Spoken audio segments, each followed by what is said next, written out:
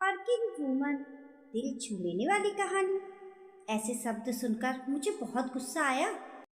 कीर्ति कल मेरी बहन 2 महीने के लिए अपने घर आराम करने के लिए आ रही है।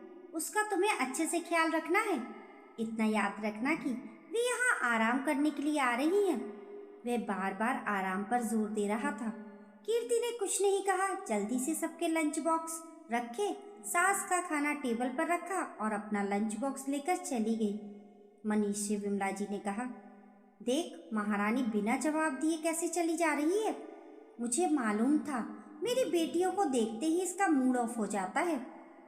माँ, आप भी जब भी बहनें आती हैं वही तो काम करती है, जबरदस्ती से उसे कुछ भी कहती रहती हो। कीर्ति का स्कूल यहाँ से बहुत दूर है। उसे 5 मिनट भी देर हुई तो उसकी बस छूट जाती है, इसलिए भागते हुए वह बस स्टॉप पर पहुँचती है। उस दिन स्कूल में भी उसका दिल नहीं लग रहा था। वे बार बार यही सोच रही थी कि मनीष की बहनें आए दिन आराम करने के लिए मायके आ जाती हैं। उसे उनके काम और स्कूल के काम करते हुए थकान चढ़ जाती थी। घर में उसके बारे में सोचने वाला कोई भी नहीं है। प्रिया अपने बच्चों के साथ आई और 2 महीने भाई के घर पर आ रहकर अपने घर वापस चली गई। इन 2 महीनों में कीर्ति की क्या हालत हुई, घर में किसी ने भी सोचने का प्रयास तक नहीं किया था। उस दिन कीर्ति ने घर में कदम रखा तो देखा कि पति मनीष, बेटी तन्वी जो इंजीनियरिंग की पढ़ाई कर रही थी और ऋषभ जो इंजीनियरिंग कॉलेज में दाखिला लेने वाला था, तीनों बैठकर आराम से टीवी देख रहे थे। सास कल ही अपनी छोटी बेटी के साथ रहने के लिए उनके घर गई थी।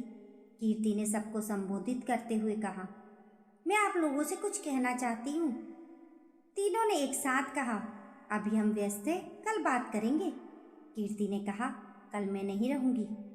मनीष ने पूछा, कहाँ जा रही है? गांव जा रही हो क्या? मुझे बताना जरूरी नहीं समझा क्या? बच्चों ने कहा, माँ आप चली गई तो घर पर काम कौन करेगा? कीर्ति को हंसी आई। उसने कहा, मैं पीजी में रहने जा रही हूँ, वहाँ थोड़े दिन रहकर स्कूल के आसपास ही घर ले लूँगी। कीर्ति के मुंह से इन शब्दों को सुनकर मनीष का खून खौल उठा। उसने आवाज़ ऊंची करके कहा, तुमने इतना बड़ा फैसला ले लिया और मेरी राय तक नहीं ली? तुम्हें हो क्या गया है? ऐसी कौन सी तकलीफ है जो घर छोड़कर जाने की ज़रूरत पड़ रही है? कीर्ति ने कहा, मैं अब घर और स्कूल का काम नहीं कर पा रही हूँ, मुझसे नहीं हो रहा है। अपनी सेहत का ख्याल मैं नहीं रखूँगी तो बाद में मुझे ही सहना पड़ेगा। इसलिए मैंने सोच लिया है कि अब मैं खुद अपना ख्याल रखूँगी। आपने भी तो इस घर को खरीदने के पहले मेरी राय नहीं जानी थी। मैं तो जाने के पहले बता रही हूँ। आपने तो यहाँ आने के एक दिन पहले मुझे बताया था। मनीष ने कहा, मैं तो सब हमारे भले के लिए ही सोच रहा था। बच्चे और मेरा ऑफिस यहाँ से नज़दीक पड़ता है, इसलिए लिया है। कीर्ति ने कहा, वही तो कह रही हूँ मैं कि हमारे में मैं कहाँ हूँ। मैं सुबह से लेकर रात को सोने तक आप लोगों के लिए काम करती रहती हूँ। आप लोगों ने कभी मेरे लिए कुछ किया है? ये अपने दिल से पूछिए। मनीष ने कहा, तुम ऐसे घर से चली गई तो कैसे चलेगा? बच्चे भी छोटे हैं। वाह, बच्चे इंजीनियरिंग की पढ़ाई कर रहे हैं, अपने काम खुद कर सकते हैं और आप कहते हैं कि बच्चे छोटे हैं। आप लोगों को अगर मेरे साथ आना है तो आ सकते हैं, परंतु वहाँ मेरे अनुसार रहना पड़ेगा। तन्वी ने कहा, आपके अनुसार मतलब? माँ, रात को पढ़ाई करने के बाद मैं सुबह नहीं उठ सकती हूँ। ऋषभ कहने लगा, आप सारे काम कर लेती हैं क्योंकि आपको सारे काम आते हैं, हमसे नहीं होता है। कीर्ति ने हंसते हुए कहा, ऋषभ, काम करते रहने पर अपने आप आ जाता है। मनीष कहने लगा, मुझे एक बात समझ में नहीं आती कि सारी औरतें खाना बनाना और घर के लिए काम करती हैं, तुम अकेली ही नहीं हो जो ये काम कर रही हो। हाँ, अगर तुम काम नहीं कर सकती हो तो एक खाना बनाने वाली बाई को रख लेते हैं ताकि तुम्हें भी आराम मिल जाए। पिताजी की बात सुनकर ऋषभ को वह दिन याद आया जब माँ बहुत बीमार थी और घर के काम नहीं कर पा रही थी, तो उन्होंने एक खाना बनाने वाली बाई को रखना चाहा था। तो दादी ने बहुत तमाशा किया था। कुकर रखना और सब्जी बनाना बहुत बड़ी बात नहीं है, हम लोगों की कोई फरमाइश भी तो नहीं है, जो खिलाती वो वही तो खा लेते हैं। ऐसा कहने वाली दादी ने कभी एक दिन भी कुकर चढ़ाने की कोशिश नहीं की थी। पिताजी ने भी अपनी माँ की हाँ में हाँ मिलाते हुए कहा था, तुम ही अच्छा खाना बनाती हो और किसी के हाथ का बना खाना हमें पसंद नहीं आता है।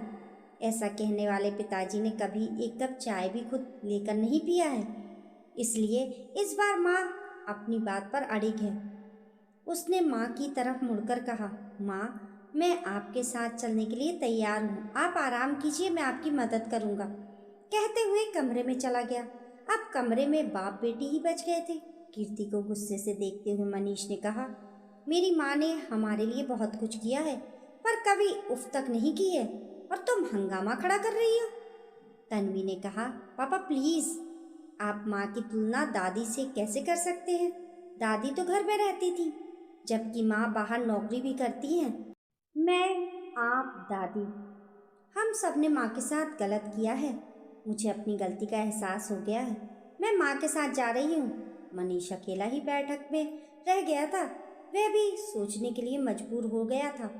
ऑफिस पहुंचकर भी उसके मन में विचारों का तांता लगा रहा। अंत में उसने कुछ सोचा और जल्दी से ऑफिस से बाहर चला गया। मनीष रात को घर पहुंचा और उसने सबको बैठक में बुलाया तो ऋषभ पानी का गिलास लेकर आया और तन्वी सबके लिए चाय बनाकर लाई।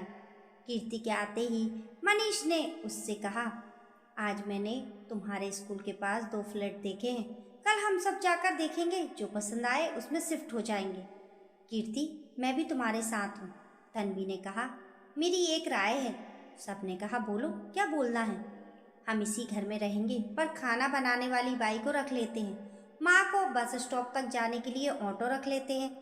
मनीष ने कहा, ऑटो की ज़रूरत नहीं है, मैं ड्रॉप कर दिया करूँगा। इस तरह से सबने मिलकर कीर्ति की परेशानी को समझने की कोशिश की और उसे दूर करने में उसका साथ दिया। दोस्तों, माँ की तकलीफ को बच्चे और पति नहीं समझेंगे तो कौन समझेगा? उन्हें अपना समझिए और उनकी मदद कीजिए। जब औरत नौकरी कर सकती है तो पुरुष घर के कामों में हाथ क्यों नहीं बटा सकता है? दोस्तों, आपकी इस कहानी के बारे में क्या राय है? हमें कमेंट करके ज़रूर बताएं और कहानी पसंद आने पर लाइक और शेयर करें। ऐसी ही अच्छी अच्छी कहानियों के लिए चैनल को सब्सक्राइब करना ना भूलें। मिलते हैं फिर एक नई कहानी के साथ। तब तक के लिए नमस्कार।